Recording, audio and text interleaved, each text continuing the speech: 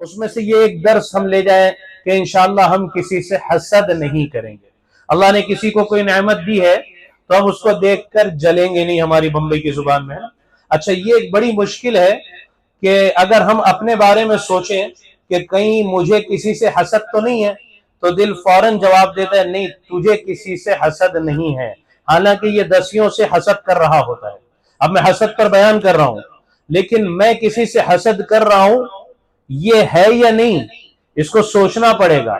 मशाइख के सामने अपनी, कि मेरे खास दोस्त है, आजकल माशाल्लाह बड़ा बिजनेस है और माशाल्लाह घड़ी नई नई गाड़ियां ले रहा है, नई बाइक, माशाल्लाह बार बार फ्लैट चेंज कर रहा है, बड़ा फ्लैट उसने ले लिया।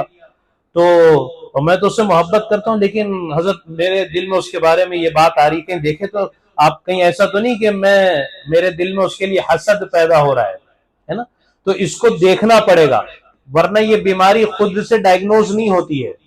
वरना आदमी तो मुतमईन है, मैं नहीं जलता भाई किसी से, हर आदमी यही कहता है, हालांकि वो दसियों से जल रहा होता है।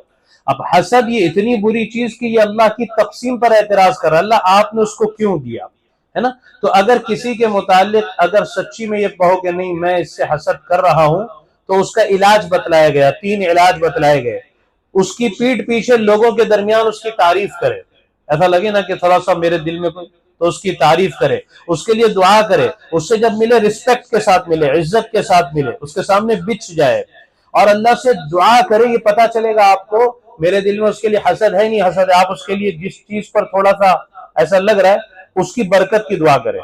अल्लाह इसने नई गाड़ी निकाली, अल्लाह इससे अच्छी गाड़ी इसको दे दीजिए, इससे अच्छा फ्लैट इसको दे दीजिए, इससे अच्छा बिजनेस इसको दे दीजिए। तो पता चलेगा कि दुआ सिर्फ जुबान से या मांग रहा है या दिल से मांग रहा है। अगर हसद नहीं है तो फिर दिल से दुआ होगी, और अगर हसद है ना तो बहुत भारी पड़ेगा ये दुआ मांगने के लिए, है ना।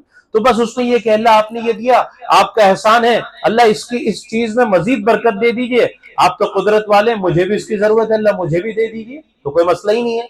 लेकिन हमारा मसला क्या, मुझे मिले कि नहीं मिले, इसको क्यों मिली।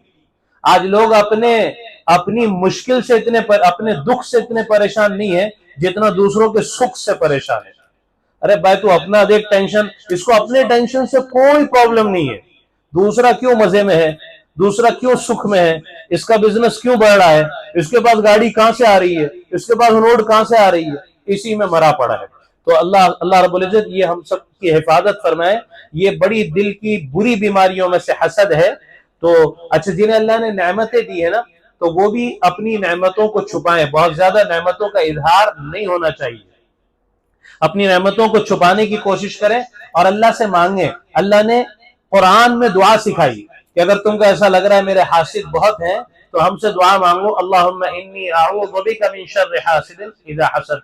सूरह नास में सुना है, आखिरी आयत क्या है कुरान करीम, नहीं ये सूरह फलक की आखिरी आयत, व मिन शर्रि हासिदिन इज़ा हसद। तो इस जुमले को दुआइया जुमला बना लें, अल्लाहुम्मा इन्नी अऊज़ु बिका मिन शर्रि हासिदिन इज़ा हसद, हे अल्लाह हसद करने वालों के हसद के शर से मेरी हिफाजत फरमा। हासिद ना हो मतलब तुमको कुछ काम ही नहीं करना है, जो काम नहीं करते उनका कोई हासिद ही नहीं होता, जो काम करते हैं उनके हासिद तो होते ही हैं। तो मैंने कहा फिर, तो कहा बेटा इसकी दुआ कुरान ने सिखाई कि हासिद से बचने की दुआ इस तरह करेंगे कि अल्लाह हासिद तो हसद करेगा ही, क्योंकि मैं काम करूंगा बैठूंगा नहीं।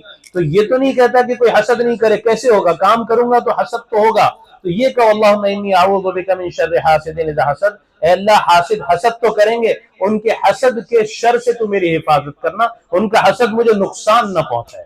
ये बड़ों की बड़ी बातें होती हैं। अल्लाह तबारक व तआला हम सबको इस पर अमल की तौफीक अता फरमाए।